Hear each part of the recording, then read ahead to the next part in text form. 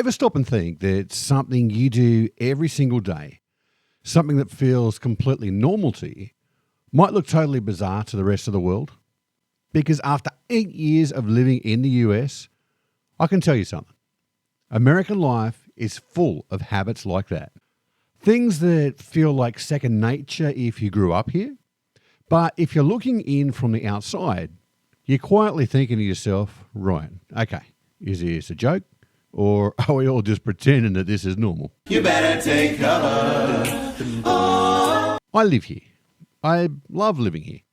But even after all this time, there are still moments where I stop and think, wow, Americans don't even realise how American that is.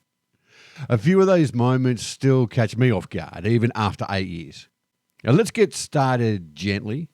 Root beer. Nothing feels more American than relaxing on a warm day on the front porch with a cold, sugary root beer. The foam mustache, the little burp afterwards. Pure childhood nostalgia. And my kids love it. They've grown up here, so to them it's just normal. Especially a root beer float with a scoop of vanilla ice cream and that soda melting through it. But I think about their mates back home in Australia. And if they were offered that at a birthday party, they'd probably stop and think, why does this taste like dessert and cough syrup all at the same time? Order a root beer outside North America and people often don't know what you mean. Sometimes you'll get an actual beer. Sometimes you'll just get a very confused look. It's one of those typical American things that if you grew up with it, you never question it. And now my kids don't either. Then there's breakfast. American breakfast can be surprisingly sweet. Pancakes covered in syrup, sugary cereals, donuts that feel more like dessert than a meal.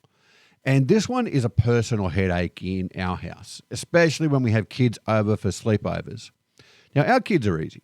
A smoothie, Vegemite on toast, maybe Wheat Bix if we've got some from our care package still. But whenever American kids stay over, we genuinely stress about breakfast. Not because the kids are fussy, it's just because what they expect and what we consider normal are two very different things. They'll politely look at what's on offer and then they'll start scanning the cupboards, quietly hoping that something multicoloured and sugar-coated might appear. And look, I get it. This is what the culture is. It's comforting, it's familiar, it's what they're used to. But it's one of those moments where you realise how early these habits start and how strange your own normal can look to someone else. Vegemite's a really good example of that. Tipping in the US is basically a second language. It's so normal here that Americans don't even think about it. But when I first moved here, it completely scrambled my brain. Now back home, tipping is optional. Here, it's expected, calculated, and judged quietly in your head while the receipt is still warm. I remember standing at a counter thinking, okay, is this a tip or a polite gesture tip?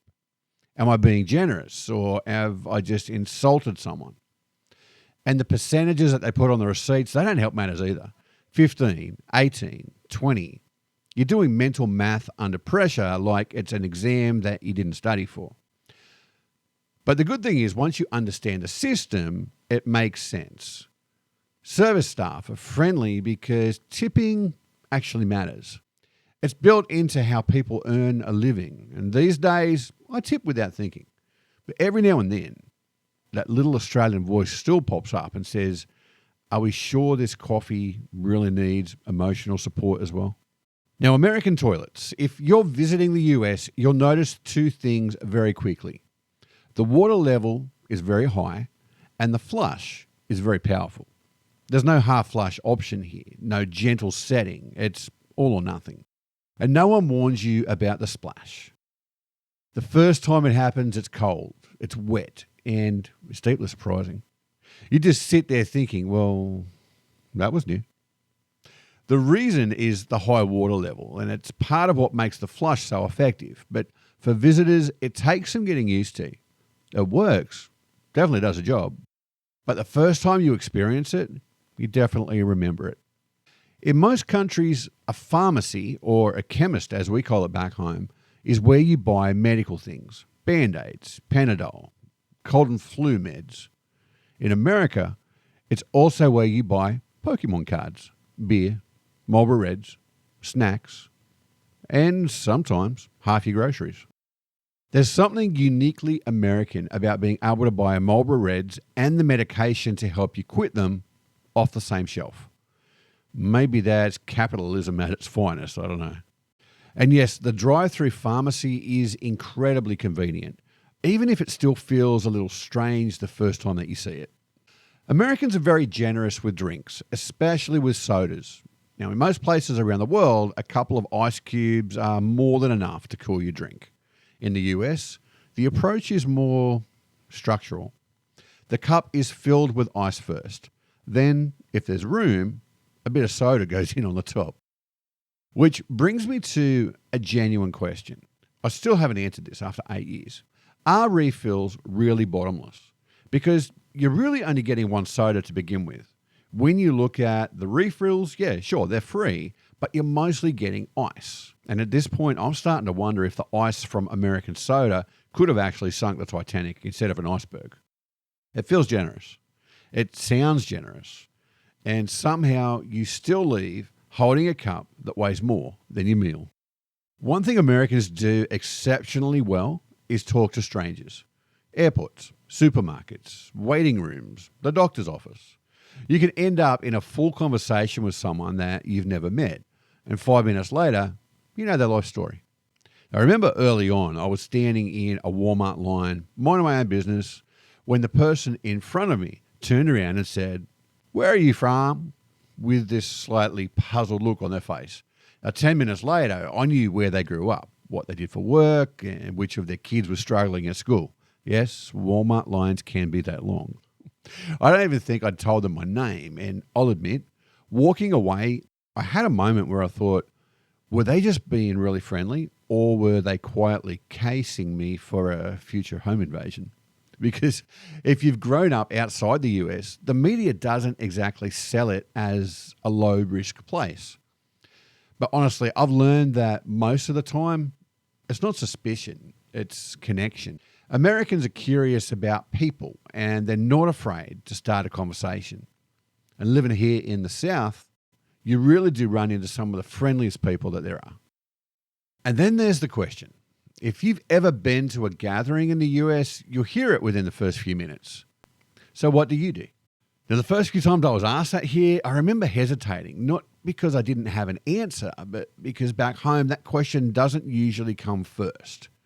In Australia, you might talk about where you're from, the weather, the footy on the weekend, and then maybe what you do for work. Here, it often feels like a way of placing you on the map. I've had moments where I've answered and watched their face subtly change and thought, that actually meant something. It's not judgment, it's curiosity. And in the States, work is closely tied to identity. And once you understand that, the question stops feeling intrusive and starts feeling just like Americans trying to understand who you are. You know, after 8 years here, I've adapted to a lot of things. Some still confuse me. Some I've grown to love, and some I still quietly laugh at. But that's the thing about living somewhere that isn't where you're from. You never stop noticing the little differences. And honestly, that's part of the magic. So if you're American, I'd love to know, which of these did you never even think about? And if you're watching from outside the US, which one surprised you the most? Because after 8 years, I can still get confused. But I'm also very much at home. Hooroo, mateys.